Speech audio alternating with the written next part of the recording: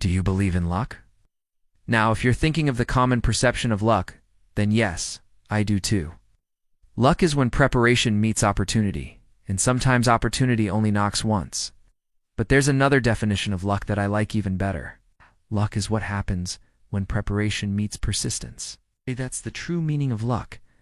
And this idea came from someone who has had his share of success and failures. He's an Emmy Award-winning sports journalist, host, and author, and his story is a great example of how to bounce back from adversity. It's a story about winners never waiting. I am honored to introduce to you the one and only Rich Eisen. Rich, thank you for being here. Thank you so much for having me. You know, it's funny, we go way back. I was 24 years old. I got my first full-time job in sports journalism at 23, right out of college. And my first assignment as a writer at a major publication was to write about your career. And I remember calling you up and you were kind enough to talk to me for an hour or two about, getting into the business. The business side of the business, dealing with agents, and all the things that are involved. And I've always appreciated it. So thank you for that. I appreciate you reaching out to me. In fact, this will be a good time to plug my book, Winners Never Wait.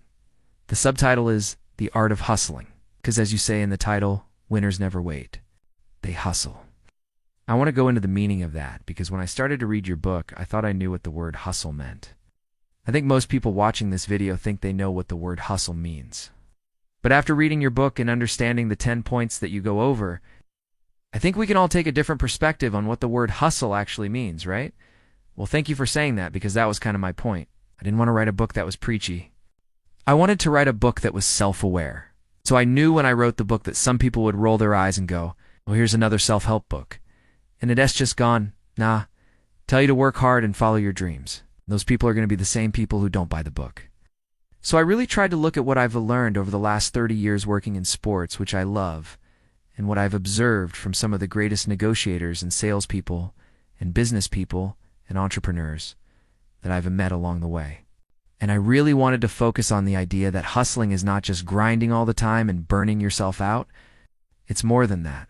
It's also knowing when to rest and recharge. It's making sure that you have balance in your life. It's creating a lifestyle that works for you.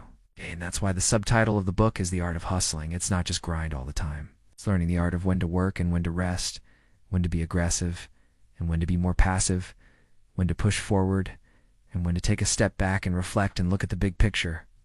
You break down these 10 points, and each chapter goes into detail on how we can improve our lives by understanding these points.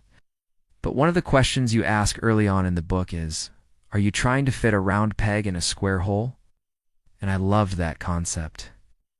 Can you explain that for those that haven't read the book yet? So often we get caught up in the idea that there's a perfect path to success, right? You graduate from a great school, you get a great job, you work hard, you get promoted, you get a bigger house, you get a nicer car, you make more money. And that's the American dream, right? That's the path to happiness. And for many people, that's the case. But for other people, that's not the case. And if you try to force yourself into that path, then you're going to be unhappy. So the idea of the round peg in the square hole is to look at your own unique talents and abilities and passions and interests and figure out what your shape is, whether you're a circle or a triangle or a hexagon, right? And then find the hole that fits you best. That may not be the conventional path to success. It may not be what your parents or your friends or your colleagues expect of you, but it's what works for you. And that's the key. Another thing I really like that you said in the book is that confidence is not the absence of fear. In fact, you say confidence is the presence of fear. Can you elaborate on that? Well, yeah, I think anybody who's successful feels fear, right? It's anybody who's ever done anything where they've stepped outside of their comfort zone knows what it's like to feel afraid. When I was starting out as a sports journalist, I wanted to be a general assignment reporter, right? I wanted to cover everything. But my boss said, no, we want you to become a specialist. We want you to cover the NFL. And I was like, I don't know anything about the NFL. How am I supposed to do this? I was scared, right? But I knew that this was an opportunity to learn and grow. So I embraced the fear, and I used it as fuel to go out and educate myself about the NFL and eventually became the specialist that my boss wanted me to be. And that led to other opportunities and other growth. So I think the key is to recognize that everyone feels fear and no one feels confident all the time. It's how you deal with that fear and how you overcome it that really makes the difference. We all know people who are very successful, who seemingly have it all together, but if you dig deeper, you realize that they're struggling just like the rest of us. Sometimes they're struggling more than the rest of us. What advice would you give to those who might be feeling a little bit lost, especially coming out of the last few years? I think it's important to remember that we're all human beings, right? We all make mistakes, and we all stumble and we all fall down. I think it's important to be kind to yourself, to be patient with yourself, and to realize that success is a journey, not a destination. If you're feeling lost, then take some time to reflect on what you really want to do and who you really want to be and what kind of impact you want to make on the world. And then set some goals and take some action steps towards achieving those goals. Don't be afraid to ask for help along the way. No one can do it alone. You mentioned earlier about finding your passion. Do you believe that we can have multiple passions in our lifetime? Do you believe that we have one true passion and it's our job to discover that one true passion? Think we can have multiple passions in our lifetime? I mean, our interests and our priorities and our values change over time, and that's okay. As long as you being true to yourself and you following what you're passionate about at any given time, then that's all that matters.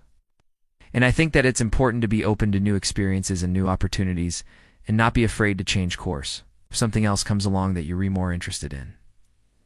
I've had several different passions in my life, and if I had followed one path early on, I wouldn't have been open to the others later on. What's the best piece of advice you've ever received? This sounds cliché, but I think it's important to listen to your gut. I think we all have a gut feeling about things, whether it's a job or a relationship or a project. And if it doesn't feel right, then it probably isn't. If it feels right, then it probably is. And I think that's the most important piece of advice I've ever received. As a coach, it's our job to try to inspire our players to be the best versions of themselves.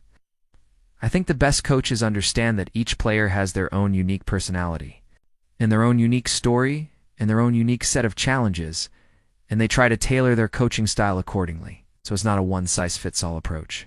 I think that's the key to being a good coach. Do you believe in luck? Oh, yeah, absolutely. Luck is what happens when preparation meets opportunity. And sometimes opportunity only knocks once. But there's another definition of luck that I like even better. Luck is what happens when preparation meets persistence. That's the true meaning of luck. Thank you, Rich. Thank you so much for being here. Truly appreciate it.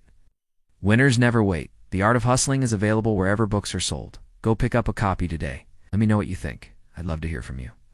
Thank you again, Rich, for being here. It was an absolute pleasure. Thank you for having me. Take care, everybody.